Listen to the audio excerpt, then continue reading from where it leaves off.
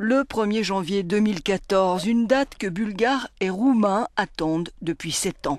Désormais, ils vont pouvoir venir travailler dans tous les pays de l'Union européenne, conformément aux textes européens. Pour la famille Tranca de Bucarest, la décision est prise depuis longtemps. Ils sont prêts à partir pour la Grande-Bretagne. Je vais économiser pour que mon enfant puisse aller à l'école là-bas, raconte Mario Hara. Comme ça, après le lycée et l'université, il aura un emploi. La vie est différente là-bas. C'est plus simple, plus facile de gagner de l'argent. Vous travaillez moins qu'ici et c'est mieux payé. Un salaire minimum là-bas près de 10 fois plus élevé qu'en Bulgarie aussi.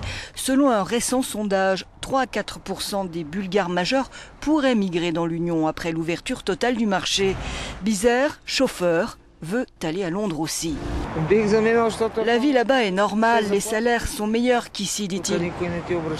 Ici, personne ne reçoit même seulement la moitié d'un salaire décent pour un travail normal. En 2007, la Roumanie et la Bulgarie faisaient leur entrée dans l'Union européenne, 3 ans après l'arrivée de 10 nouveaux membres.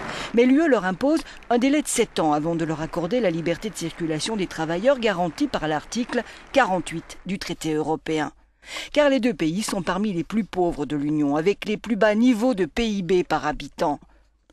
Le chômage y est élevé, mais pas plus que dans d'autres pays de l'Union européenne touchés par la crise, voire moins.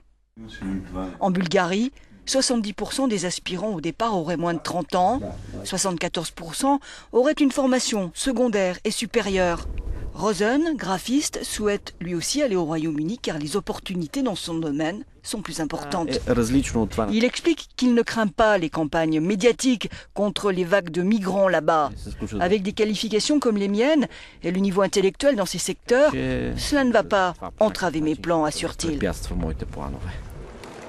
Ce que l'Europe et notamment les grandes puissances redoutent maintenant, c'est l'arrivée massive de gens venus profiter des services sociaux. Assistera-t-on à un afflux de populations pauvres?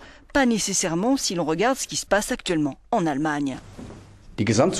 La plupart des migrants de Roumanie ou de Bulgarie, ce ne sont pas des pauvres, c'est une immigration des élites, observe cet expert. 80% d'entre eux sont employés sur le marché du travail allemand, 46% sont qualifiés, 22% même hautement qualifiés avec un diplôme universitaire. Mitko, lui, est rom, il a quitté la Bulgarie pour l'Allemagne il y a 5 ans, il vit dans la rue depuis, n'a jamais travaillé, mais n'a jamais non plus touché la moindre aide. Jusqu'à présent.